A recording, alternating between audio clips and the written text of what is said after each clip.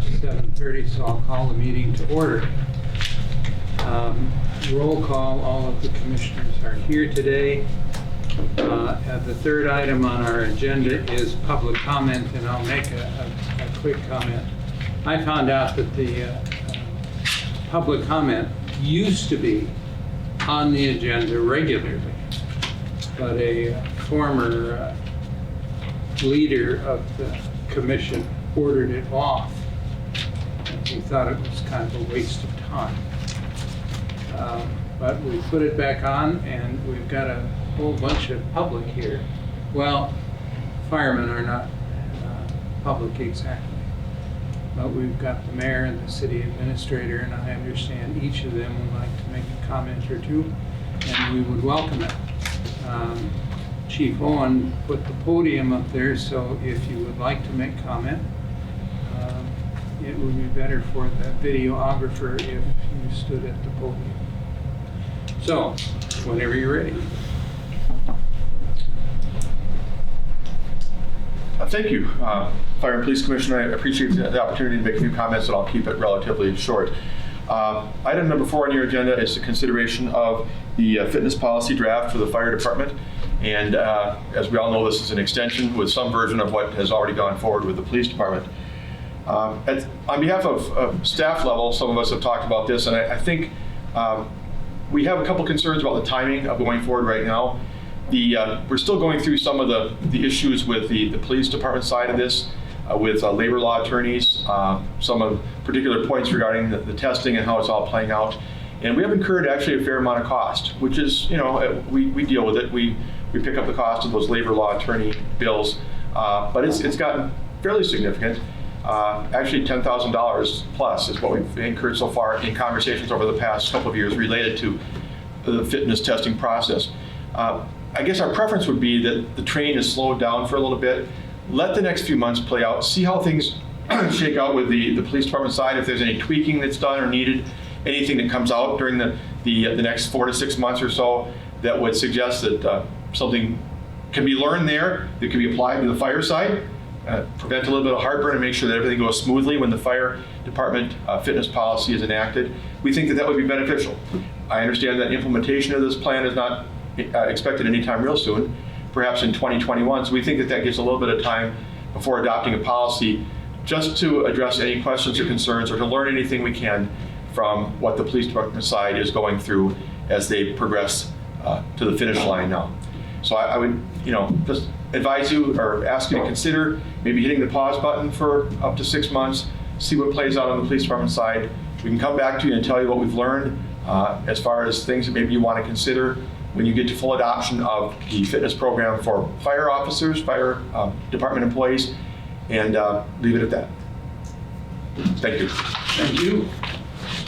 Mr. Mayor. Bob McManus, 1105 Ridge Road. I'm going to keep this very short. I've got three elements that I'm considered. I think you all know I was a paramedic 100 years ago. I loved the occupation. I burned out because of the stress involved in it, and I had to step down from something that I loved. I could tell you that as all of our emergency first responders, be they police, paramedic, EMT, fire department, they go out there in that street in inherent stress. They pull up on traffic accidents, lives are changing. They go to celebrations where somebody fell and they're a full arrest and everybody's there watching it. That stress works on you. Inherent stress of daily job. And now I think to add another stress to them with a fitness program that is really undefined. I just think maybe something to consider would be to let the firefighters and the chief come up with a fitness program maybe that's non-punitive. I think once you get to the point where it could go that, it's just wrong.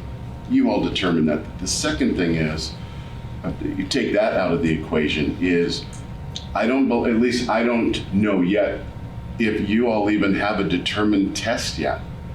So for me, from a policy standpoint, it doesn't make any sense to say, okay, we're going to do this policy but we don't know yet what the test is.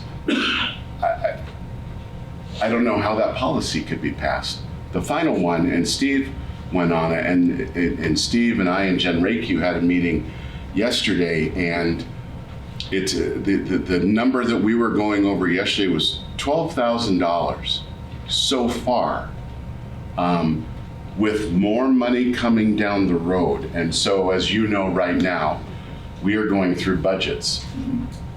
$12,000 is a lot of money, and here's the issue. Respectfully, the commission, that doesn't come out of your budget.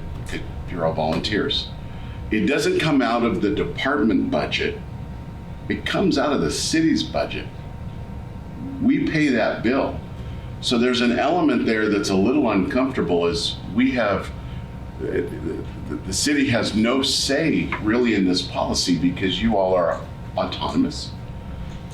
But we carry the checkbook to pay for it, and there's just something there, I guess, as Steve would say, hopefully that you all can take that into consideration of all the things that you do. Take that into consideration and press the pause button, because I think with those 3 items, I think it'd be worthwhile to press pause. Thank you. Thank you, Mr. Mayor. Is there anyone else who would like to make public comment?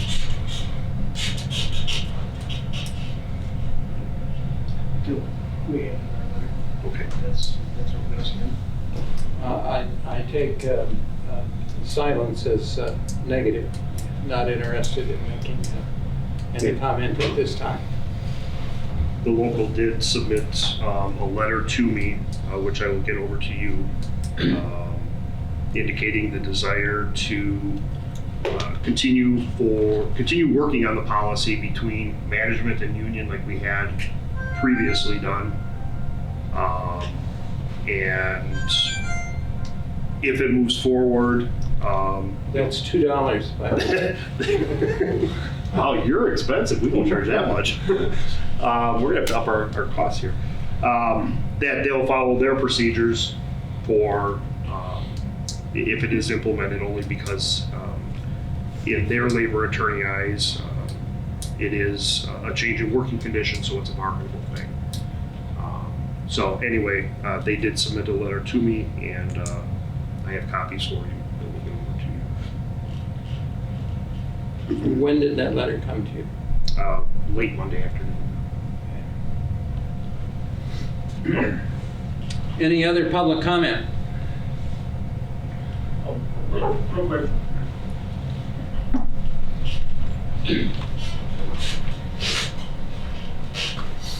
I just want to point out for you guys, Chief Owen and Local 1021 worked together on this fitness policy. It's something that is positive. By adding the punitive part of it, you're taking something that the whole fire department is on board with and willing to do and wants to do and actually excited to do. And if you flip this over into the negative realm, you've lost all that positive attitude. This isn't the policy that both the union and management staff worked on, works for both sides. Just think about that. Okay, thank you. Anyone else? Okay, we'll say that we have met that part of the agenda, and we'll go on to item number 4, which is a review and discussion of the policy. The job function test policy. In order to follow procedure, I would like a motion to approve, a second, and then we can discuss and vote on either up or down or table. I'll move to approve. Randy moves to approve. Is there a second to Randy's motion? I would second. Okay. Now we can discuss. Does the commission have comments to make about the policy and its implementation? I just got a couple of questions just for Scott. Part of the policy is developed from NFPA 1582, part of it in terms of what the physical is. So each individual firefighter, paramedic gets an occupational physical, right? But it's not a 1582 inclusive physical in terms of other things such as cardiac, BMI, physical testing. We just adopt, what you're saying is it's just part of it. Yeah, the hazmat testing that we do annually follows 1582. Cardiac testing, like the 12 leads, is done if the provider sees something during the exam, or I think over the age of 50, they get 12 leads. I'm not at 50 yet, so I haven't had them all routinely. Next year I do. But then BMI, that's all not actual measurements. They do it based on the height weight chart type of thing. So we also fall into the hazmat standards under OSHA and the other NFPA regulations for the hazmat physical. So the 1582 physical is more comprehensive than what we're doing for the occupational side. Do you ever see a point where we'd want to adopt the full 1582 physical in terms of? We have looked at it. Deputy Chief Clements is the one who oversees our hazmat physicals, and we've talked about it. We've looked at bringing external companies in instead of using the Marshfield Clinic, only because they go around, they specialize in doing all of these, and they'll come here to us, everybody would come in and do it then. We have looked at adopting more, like the cancer screenings. We've looked at that. We've looked at the cardiac stuff. And it's really just a matter of now budgeting for those changes. But it is something that Jody works on a lot. He evaluates it a lot. And we do look to implement some changes in the hazmat physical in the future. Yeah, I think that's a reasonable thing to look at if it's not as inclusive as what the 1582 is. Yeah, we did, like I say, this year, we did look at the cancer screening because firefighters are at a greater risk for developing cancer. And the test that is out there is a test that's not 100% reliable with results. The one that Jody was looking at, but we're looking at different ones that can at least do some detection and check to get baselines.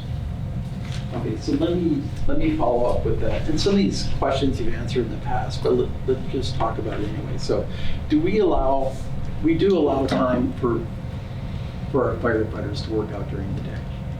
We do now, yep. As long as call volume and duties are done, they have time during the duty day.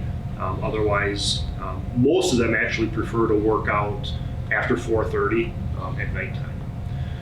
But we do have the facilities here, they work out, and I would say probably 80% of the guys work out, 85, if not a little bit more. There's just a few that I can think of that routinely do not. One gentleman, the one time he stepped on the treadmill, he twisted his ankle or something, and he was off with injury. But I would say majority of the firefighters do work out routinely. So really what my observation has been with your help is, in the past, we probably have as a department, as policy, have not either enabled you to have good fitness or had pursued it or encouraged you to have better fitness. And I think we've been behind the curve in terms of where the bulk of the departments are at in terms of fitness. I think we just haven't pursued it as one. I understand everyone's concerned about being punitive and such, but considering 50% or more of all firefighter deaths are medical related and not related to the fire because of the stress, as the mayor talked about. It's also that much more important that you do maintain a level of fitness, not only for each other, but also for people on your shift. I think that's important. Now, the question I have for Scott is, when we go to the bottom of, when we go to the end of the policy, and you have a series of whether or not you can pass this fitness test after a period of time, Scott, right? It says, in event a member is unable to pass the annual fitness test a third time, following initial and secondary reevaluation periods, they may be subject to disciplinary measures as deemed appropriate in accordance with Article 3 of the collective bargaining agreement, city policy, and department policy 102.1P, general rules and regulations. Explain to me what that means. So, again, with this policy, the idea is that in the event someone cannot pass after the third time, they may be subject to some form of disciplinary measure. I'm not saying that they would be. It's a case-by-case basis. The biggest thing on this is when you look at NFPA 1582, when you look at the International Association of Firefighters and International Association of Fire Chiefs Wellness Fitness Initiative, everything in there talks about mandatory, non-punitive. Mandatory, non-punitive. Everything is non-punitive. And there's a reason for that. The purpose is to improve individuals upon their baselines, okay? So these items, especially that third test one, was put in really as a way to satisfy what my interpretation of what the commission wanted, okay? Talking with the union, we worked through all of this, and they were, and it's unfortunate that today's meeting happened today because the union president, vice president are down at a conference for inspections. But we had talked through this, he had worked through it, and really, if this is in there really, from my understanding, to appease the commission, because there was, or there is some teeth to this now.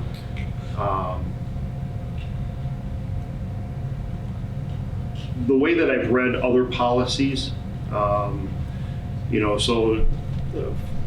I don't know of another department that has a job function test. Other departments have annual physical fitness tests. A lot of them are incentivized. So, for example, if they take their annual physical fitness test and they do the push-ups, the sit-ups, all this, and they meet X number of points, they get a 1% bump on their pay for that year, a 2% raise, whatever it is. That's not what we're doing here. The job function test is totally different. But to answer your question specifically, number 15 was put in, again, my understanding, to appease the commission, to have some teeth in the game. Okay, so let me follow up with that. So Scott, we have a firefighter paramedic that, for one reason or another, cannot physically do the job, right? So you can do light duty, certainly for a period of time. You can do rehabilitation. You can also do additional fitness testing. You can also have them work with your medical physician or a medical director. So tell me at what point you decide whether or not someone's going to retain on force if they can't do the job. Because if you can't, it's a simple thing to me. The question is a simple thing. If you can't physically do your job as a chief, what do you do? It is a good question. I obviously hope that we never have to come to that. And we would look at different alternatives, whether it be different position within the city, maybe looking to change up structure. Ultimately, if someone can't do the job, and we've been through, a year of light duty because they just can't physically do it anymore or whatever, then we would have a serious discussion. If any firefighter has issues related to NFPA 1582, specifically the Category A and Category B, which are, it's a list of medical conditions that firefighters cannot have, then, that may be one that, we would have to look at and say, sorry, you can't do this with muscular dystrophy or MS or whatever. See, and I think that is exactly what the answer is. I think the answer is if there's something that's going to prevent you from being able to do that job, then you would have to separate from service. Now, part of it is, we keep using this word punitive all the time. I don't want it to be punitive. I want a healthy workforce here, but we owe you the responsibility to both be able to have the time and the resources to be fit for duty. That's important. I think from a certain standpoint, we can just say, well, it's not an important issue, or it is an important issue. I think it's very important because we're talking about your health. And we all know the mortality rates of firefighters. This is a difficult job that you have. It's high stress, a lot of adrenaline. We need to do everything we can as a city to be able to support that effort. Scott, what is your biggest concern about the fitness standard? I know part of it we're working through the 2 or 3 amendments that we've done on this. Is it the fitness test, or the fitness test or functional work test really is what it is, being able to do the job. Is your concern that it's too inclusive of what they do every day, or? No, the practice tests that we've done, and actually, I guess I would even defer to the crews that have done the tests over and over. It is a replication of the minimum job functions. The issue with the way the job test is right now, we put on our gear, you climb in and out of an engine, you climb a ladder, you go for a walk, you come back, you drag hose, you crawl, you do this, you do that. That's not realistic on a fire ground. We're not doing 20 different tasks in a row. Okay, so for example, if I'm on suppression, I'm dragging hose off the engine and I'm going into the building with 2 other firefighters, one of which may sit back, pull hose a little bit, but then I'm not expected to drop the hose and climb a ladder and come back down and go back up to get something. So the way that the test is set up, it is the minimum job functions, but it's very, very unrealistic in the aspect that we're going to do these things consecutively. So we just don't do them. In a fire, if a firefighter goes down, so if Steve and I are in the building and we're crawling and I go down, for whatever reason, I fall through a hole, I collapse, whatever, I know that Steve will do everything he can, but he cannot pull me out. Nobody in here could pull me out. It's a multi-person operation to pull someone out. There was a study in Phoenix after Brett Tarver died in a supermarket fire. Brett was fairly close to the door when they found him. It took 12 firefighters to get him out because of the complexities, because you can't see, it's dead weight, and having systems in place, which we do for that type of thing, are important. Okay, so the whole job function test, it's a good test. Everybody here can do that test, but as far as doing all of these tasks consecutively, we don't do that.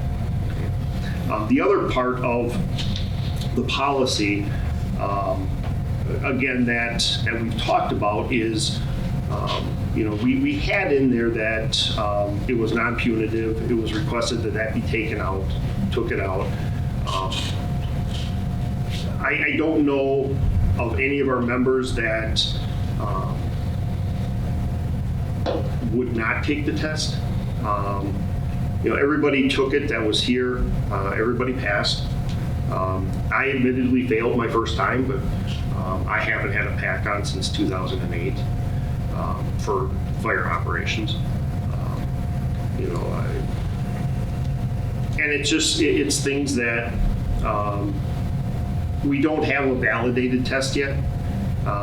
So as part of the validation process, we have to have firefighters sign off on this test. It's a requirement of advanced physical therapy and sports medicine in order to show that it is a validated test. The union has decided that the executive board will be the voice for the firefighters, which I completely agree with, but they're just not comfortable with it yet. And by putting the policy ahead of the validation, I think we're putting the cart before the horse. The only reason this came forward now is at the request of the commission to see where we're at under a draft. I've had this policy drafted for a long time. This is like the 13th version of this policy. I've gone in, I've deleted, I've rewritten, I've deleted again. I'm still not, great with this. If we have to have a policy, can I live with this? I could. It's not something that I want. Ever since July of 18, when this was brought up and I voiced my concerns, we've started taking baby steps. We've started more health and fitness related things here. So we are taking those steps. It's never been anywhere that it's a requirement here. Many departments still don't have anything. I think that us doing our annual hazmat physicals are great. They can detect issues ahead of time, and they have. We've had some of our most physically fit members fail their hazmat test on a cardiac. They went through some medical treatments and they're back to normal now. So it's weird. Just because you're physically fit doesn't mean that you're going to necessarily pass your hazmat physical. But we have taken those steps to start the process, to encourage members to work out as much as they can. Again, we don't have the money to do any incentives. We don't have any of that stuff. The best that I can offer them right now is, hey, thanks, you're doing a great job. And I do see, during the day, people in the gym working out. And I know at nighttime, there are more and more that are working out. Thank you. Like, Scott, could you share that and get a copy of it for each of us, that letter that you got from the... Yeah, they're right here. Okay. Also included in there is the original policy that was worked on between myself and the exec board, and then the latest one that we're all referencing today. So in section 15, part 15, it says may. May is a very soft word. May is not a punitive word in my head. I guess I don't see that this is particularly punitive with that kind of language. Do you? Do you feel like, it does not feel like a punitive document to me. Sure. I would agree. I don't necessarily know, and again, it's not necessarily me that is saying this language is punitive. It's working with the exec board and their attorney who says it is, kind of punitive in nature, because you're saying if you don't do this, you might be disciplined. If you don't pass, you might be. You'll notice I didn't put shall in there. Shall is a harsh word, saying that you will do this and you will be written. And the reason that may is in there is because it is a case-by-case basis. So again, does it feel punitive which To is me- an argument that we're. To me, it really doesn't. That last segment, because I have the option, I have the decision to make if there's discipline or not. True. And so as a chief, you know, it's your responsibility to ensure the health and well-being of your. So a policy like this gives you some teeth to do that in the event, as Randy said, if somebody truly can't perform their job. I mean, so to me, it's a tool for you, and the word may makes it really your decision as to how to help that person and your team. And again, it's non-punitive, but it's your tool to make things better. That's how I see this policy, is enabling you to be a better chief, Right. truly. My other question is about the non-validated tool. So I guess that's a little bit concerning to me, because you've been at it for a while with that. I understand the cart before the horse, but this policy doesn't speak specifically to the tasks that have to be done. But you're concerned about the tool, the test being something that isn't realistic. Why are we going down a path of developing a test that's not realistic to your job then? Well, I think I'm confused. the tasks themselves are realistic, so those are minimum expectations, but in one after another is not. So then why is it being developed in a way that's not realistic? That's my question. That doesn't make sense to me. When we work with Tracy on this validation, the test that we have is similar to other places that use this for return to work. It's very similar steps. And so if there's, I think ours is like 17 individual components once you put it all together. The return to works are very similar, 15 different steps to make sure. The one thing we didn't put in here, as you noticed, is a time requirement. And we did that for a reason, because it is a long test.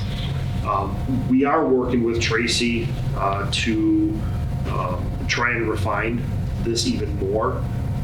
There were some of the younger members, even a more senior member, who thinks this test is too easy.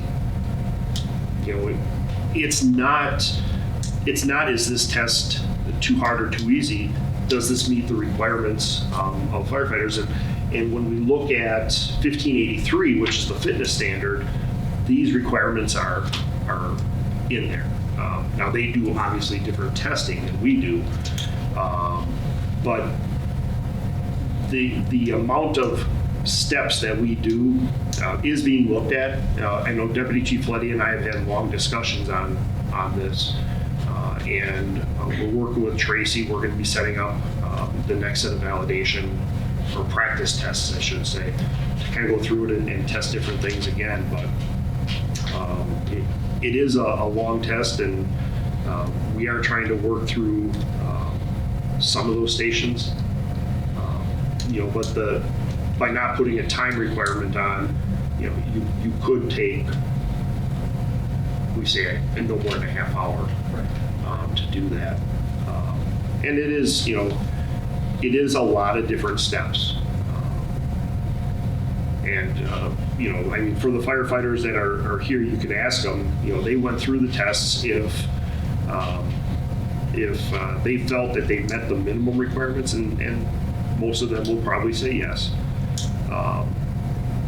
But the actual 17 steps, again, is being looked at. We're always looking at this, trying, and that's part of the practice tests that come up, is any changes we make, we go through it again to make sure that it's validated. And we have changed some of the stations here and there. So in general, you are satisfied with it being reflective of, I mean, you've been involved in developing it, so you are satisfied with it being reflective of what you need to do to do It the is, job? it is the minimum job requirements. It's just we don't do them on a fire ground consecutively like that. Well, I look at it a little differently. It's for convenience sake that you've got everything laid out and everybody's taking the test and you do all the tests at the same time. I don't think it's expected that you do everything because not everybody in the department does the same thing anyhow. I mean, they've got their job specific, engine, engineer and there's just a number of things, but granted, you don't do it all at one time, but I think for the sake of the testing or the evaluation for the physical part of it, that for convenience sake, you're doing it all in one day. Otherwise, you'd be coming back every week for 6 weeks, and for the sake of, so I don't know if that's a valid objection to the policy. I think you have to. Those are the 17 specific things that they ought to be tested on according to what they've already put together, but nothing says it's expected that they do it all. Job related, they don't do it all at once. And I think it's important that, the chief realizes it does represent the minimum requirements for the job, although it is sequential. You're going to have some cardiac load on that job, but it's also important that you can do those things. The measuring the core strength, lifting, pulling, dragging, climbing upstairs. It's not like you have to run 1.5 miles or 2 miles. It's job specific. Doesn't mean that we can't revise this fitness standard as we go along and adopt best practices, but I think we're going in the right direction with this guy. You've done a lot of good work on this. That's what I've got there. Gordy, you've not shared anything. Do you have anything to say about all that? My concern is it crucial that we would approve this today? We've heard the request from the city administrator and the mayor to postpone it for 6 months, which appears to be until we get some results from the police department one. Why are we in a hurry at this point to set forth a policy in the fire department that may not be in the best interests of everyone, including the firemen and what we feel is necessary too. So I would prefer that we grant the request of the mayor and the city administrator to put this on hold. I don't see that it's crucial to make this decision today as to whether we're going to approve this policy the way it currently is.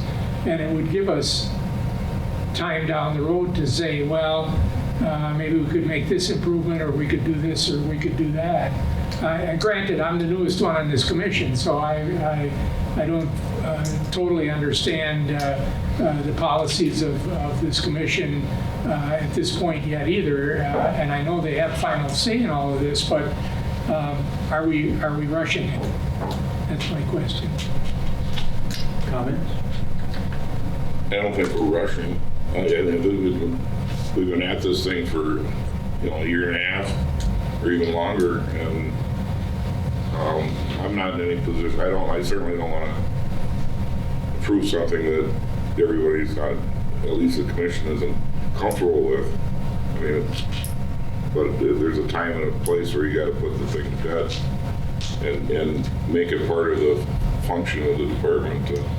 The expectations, that you lay out the expectations, you see that people can meet those expectations, and even the letter we got from the firefighters, they mentioned 2-3 times it's non-punitive, and I don't see where anything in the comparing it to the police department one, which are two completely different animals, but there's nothing in here that says somebody's going to be sent down the road if they can't do what they're supposed to do. It's left to the chief to make a decision, and in that case, for a particular reason, it isn't a drop dead kind of thing where you do this or you're out the door. That's punitive. and I don't see that in here. I think there's been a lot of care and concern built into this policy to avoid making it punitive. I wasn't going to use that word. I'd rather use a drop dead thing, because it's I don't see where anybody's going to lose out on it. In fact, I'm very encouraged by the support that I've heard from the members of the department for things like, and then the ones who take it on themselves to be fit. It isn't so much the physical fitness of the individual. It's just simply a way to gauge whether they can do the job functions. And that in itself is a test. The expectations are laid out, and then the test is put together, the 17 things all at once. It's there. I mean, and you can tell if you're a firefighter and you come up with a concern on a particular deal, then maybe it's something you have to work on. But I don't see where anybody's going to be out anything. I'm not in any hurry to approve it, except that it's been a long time coming, and I think at some point somebody's got to grab it and run with it. So. Can I just follow up to Mike's comment? The chief has put a lot of intentional work into this fitness standard to be reflective of the work you do, and also to be fair. And I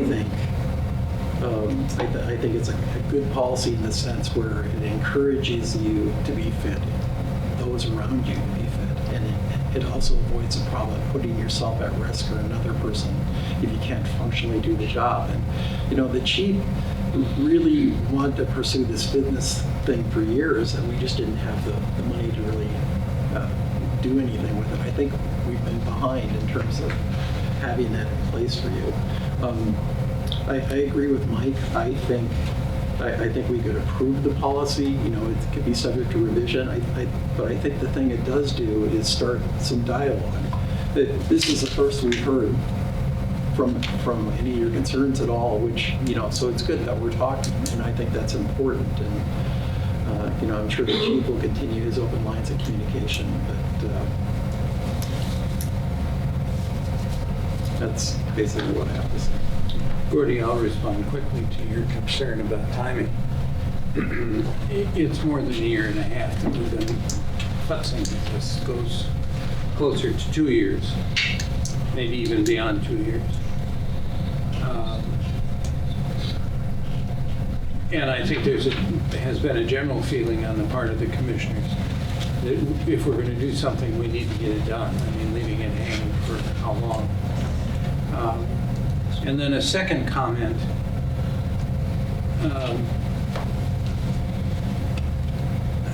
I've been a member of the United States Naval Institute for 53 years. I'm a golden member.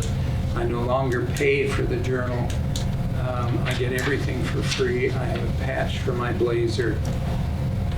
So I read a lot about the United States Navy. It's always been an interest of mine. The United States military's got the same problem. 13% of the United States military is unfit for deployment. They're just unfit to be deployed. And the military is having a terrible time figuring out how to deal with that. Onboard ship, even if your job is a yeoman to type personnel records, if the ship is in battle and it's damaged, every crew member has a damage control station. They're in teams. And they test exactly the way you guys have built a test. Everything, the running, the lifting, the climbing, all of that stuff, everyone goes through it. And they identify there's a little guy who can't lift. They build their teams so that there's someone on every team who can do everything that they expect is going to come to them. So if you're a big guy and can't get through that hatch, they have a little guy who can. But they test all at once because if you can do all of the things all at once, you can do any one of the things in an emergency is sort of the philosophy. Is there more discussion? We have a motion on the table to approve or not approve the draft policy we've received. We can vote yes and approve it, we can vote no and not approve it, or we can table the policy for future review. What is your pleasure? You want to vote on the motion now? Can I ask one more question? Both the mayor and the city administrator mentioned issues related to labor law, attorneys, and cost. We haven't really talked about that. Is that something we can ask about? Let me make a comment about that. In a telephone conversation with the city administrator, he sort of passed on that the fitness job function, whatever we call it, test for the police department costs the city $8,000 in labor attorney fees. Well, let me put it this way, I've been on this commission 10 years.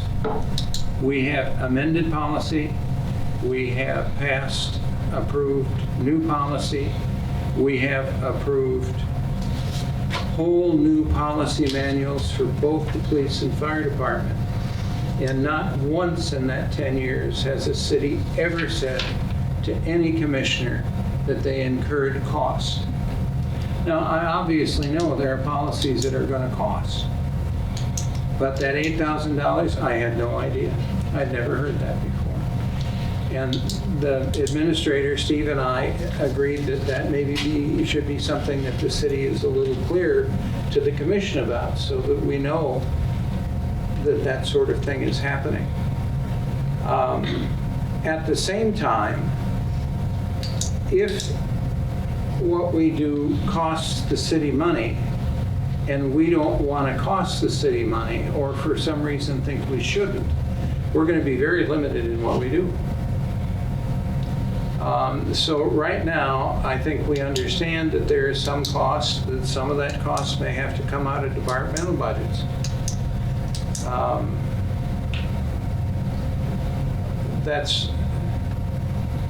We don't have an understanding with the city that allows us to make decisions based on those kind of factors.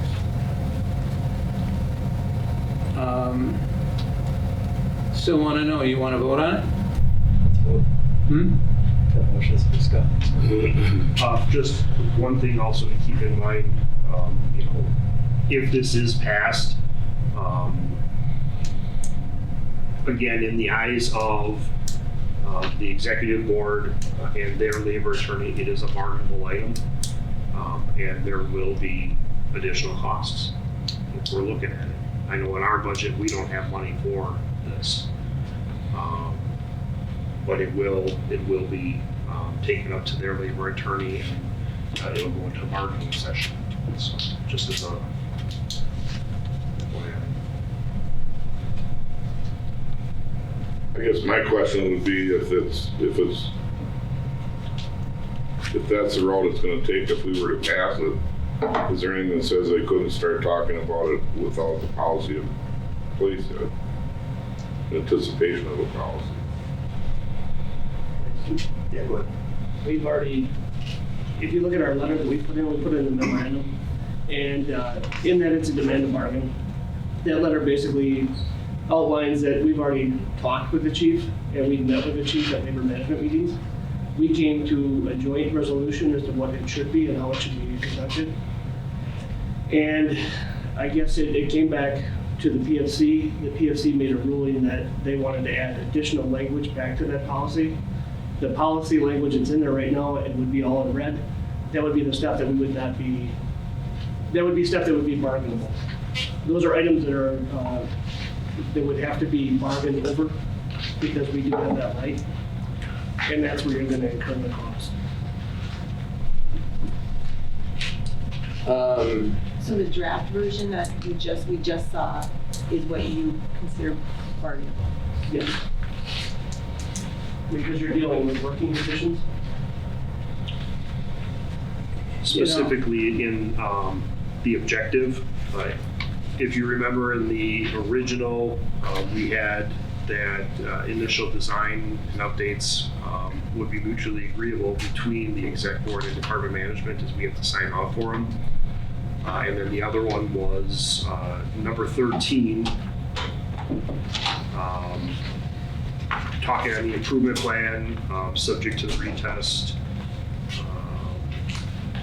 which a lot of that language is actually in the PDs, but those are the two areas that specifically that they're discussing here. So 13 and the objective are the big. Yeah. I suppose we have to talk about this at some point. I was on the phone with the labor attorney over the police department's policy. And Chief, you correct me if I remember wrong. The labor attorney there said that it is not bargainable because it's not a condition of work, it's a condition of employment.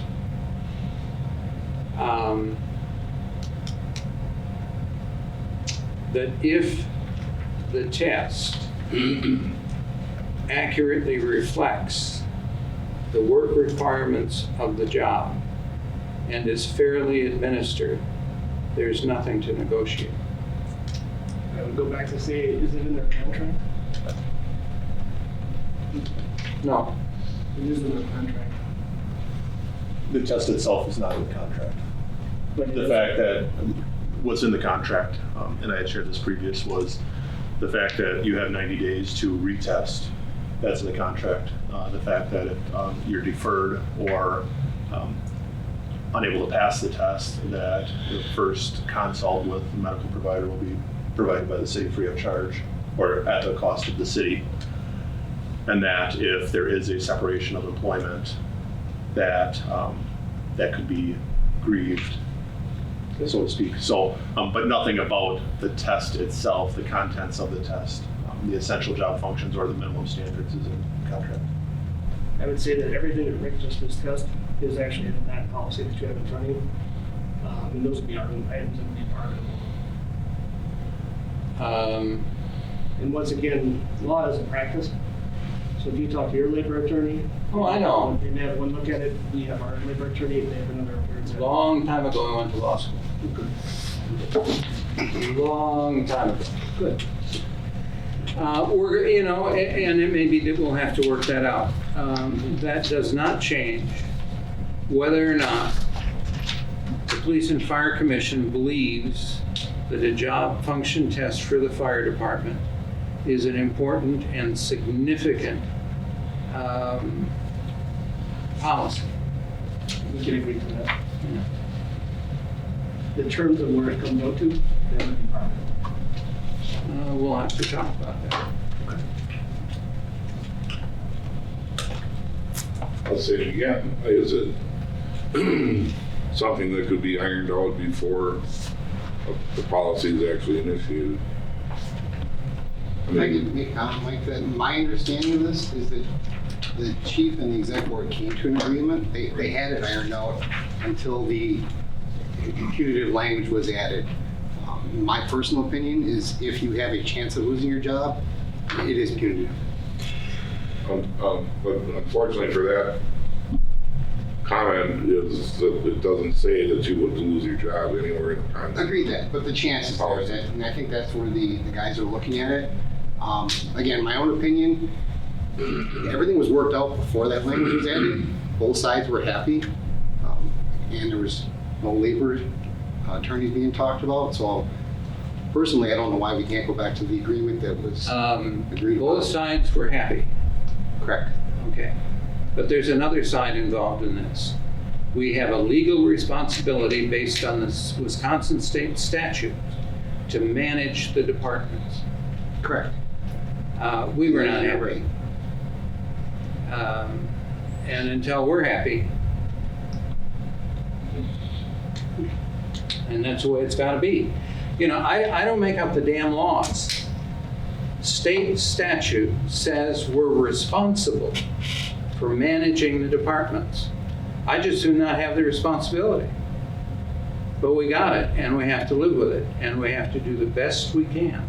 As far as I'm concerned, the decision we make today about the job function test reflects what the 5 of us think is the best thing to do, if you like, the rightest thing to do.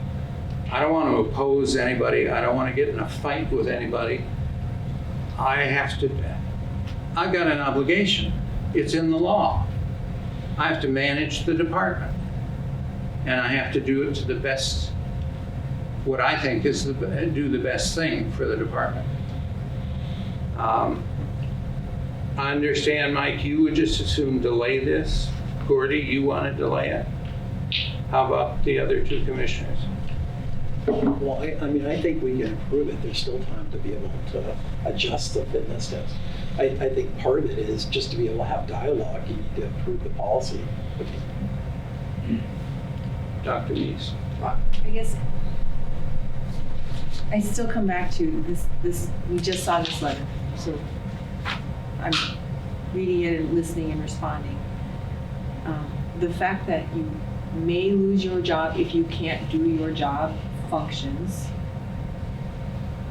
may is considered very strongly worded in here as highly punitive, and I just don't see that. I guess I would like, I don't know, I came prepared not to say this, but I would like to see the proposed language. Is the proposed language that we're just seeing here what you're proposing is bargainable? Number 13. Number 13 is the sticking point. The items you have in front of you, that the impaired policy would actually be bargainable, or the portions I of it. can't hear you. There's Speak all this up, background speak noise up. here. I apologize. So it's okay, it's this, not you. Sure. The portions of this, basically what's in red, the other stuff that we had come to an agreement on with management, we're more than happy to, and I don't know if Scott's got that copy with him, but that one we're more than agreeable to. We have no problem, and we feel like that would be something that's very easily bargained. As far as what you proposed today with the items in red, those are all bargainable items at the table. So I don't see 13 as punitive. I mean, 13 is tool to help. So Well, 13, it kind of, if you outline that. Well, let me make a comment. You talk about law. In a court, presenting something as you did today to this group would be unacceptable. We wouldn't look at it. I presented it on Monday. And today is Wednesday, and we saw it for the first time in the middle of this meeting. I'm sorry that process broke down. Well, whatever happened, I don't know. But it's unfair of you We followed to the tell process. us we have to respond to that when we didn't see it until the middle of the meeting. May I have time to speak? Yeah. We followed the process that's outlined in our contract. That process is what we utilized. We followed the proper rules, and we gave the document to the chief, and he is giving it to you.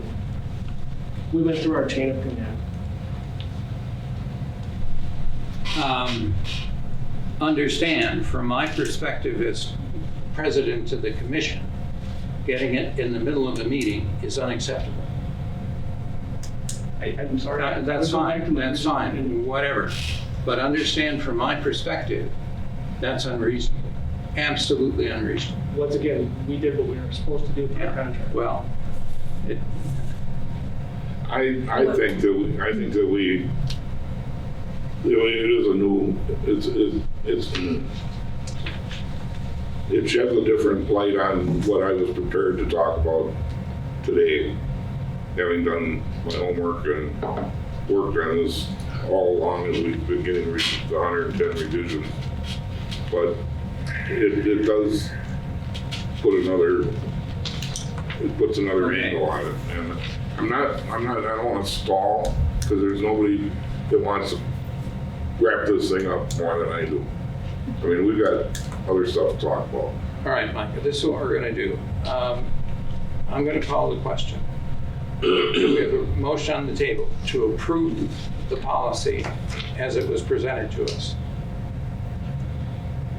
We'll do a roll call. Gordy, No. Jennifer, no. Randy, Yes. Mike. Motion fails. How do you Yeah. I would like to vote yes, but in the circumstances, I'll go with the majority. All right, so we are not, we have decided not to pass the fitness policy. What do you think needs to happen between now and when it comes to us again? Because it will come to us again. Well, I think that if we're going to be considering a document for approval, that it include everything that everybody feels is would be the best policy. I mean, obviously, we continue to get input, which is very valuable to us from the department. The chief has to be able to administer it, so I think it's just a matter of putting heads together again and come up with somebody. I mean, it's obvious we're going to get into some type of litigation. It's you can't put a policy like this together without it. It wasn't expected. It was not unexpected when we did the police department, and it just a lot of people to make it happen. And I'm not one to force anything on anybody. I'd like to be in control of things like you are, like you feel, as far as being. That's one of the functions that we have as a commission, is to set or approve policy and procedure and spend money. But it's I just don't feel comfortable with it. All right. The sooner we can put it to bed, the better. But I know it's contradictory, but.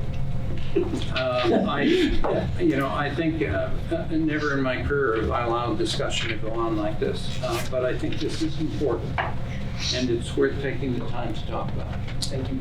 I'll make another suggestion, and I don't know what your rules are, but I don't understand why the union hasn't come directly to the commission to talk. We worked with the fire chief, and We'll have the fire chief with us. that sounds good. We can certainly sit down. We'll see how that works, but I would like to see it happen that way. All right, this piece is done. Until next time. Thank you all for being here. Consideration of a motion to adjourn into closed session pursuant to section 19.85, parenthesis 1, close parenthesis, E, close parenthesis. Wisconsin statute, deliberating or negotiating the purchase of public properties, the investing of public funds, or the conducting of other specified public business, whether competitive or bargaining reasons require a closed session. Motion to go into closed session. Thank you. I'll second. We have a motion and a second to go into closed session.